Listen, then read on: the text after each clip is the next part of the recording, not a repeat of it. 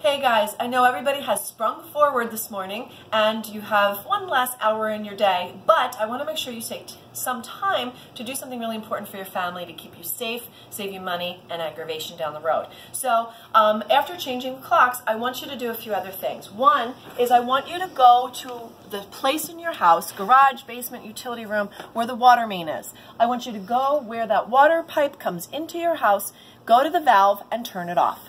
Then turn it right back on. It's important that twice a year, spring and fall, you check the valve to make sure that it is not so rusted in place from hard water that it won't turn. Because in an emergency, you've got to be able to shut this water off. So make sure that you know how to do it, where it is, and you tell your teens and tweens that might be home alone where this thing is. So after you've checked your water pipe, of course you're going to change the batteries in your smoke detector. And a lot of us change the batteries. But the question is, do you actually check the detector to make sure that the detector is still working?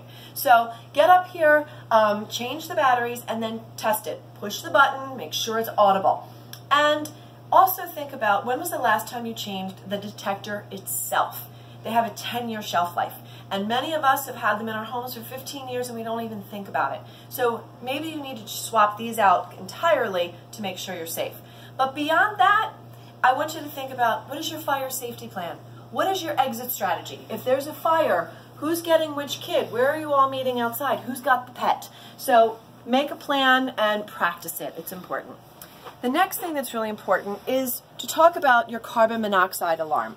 I have one in my basement, in the utility area, near the hot water heater and the furnace, because those devices give off carbon monoxide if they're not functioning properly and vented well. So it's down here in case there's a problem.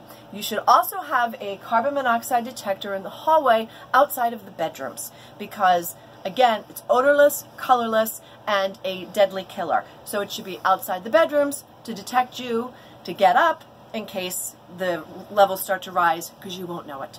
So one more thing that you need to do, this is about efficiency in your house, about saving money. So I want you to come down and go to your furnace. It's important that you change the filter.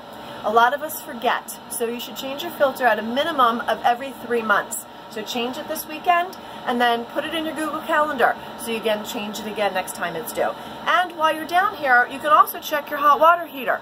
And you can check it to make sure that the temperature's not too high to prevent scalds. It should be about 120 degrees. Check your manual for how to check the specifics on your unit. So these little things that you can do twice a year will keep your house functioning well and keep your family safe.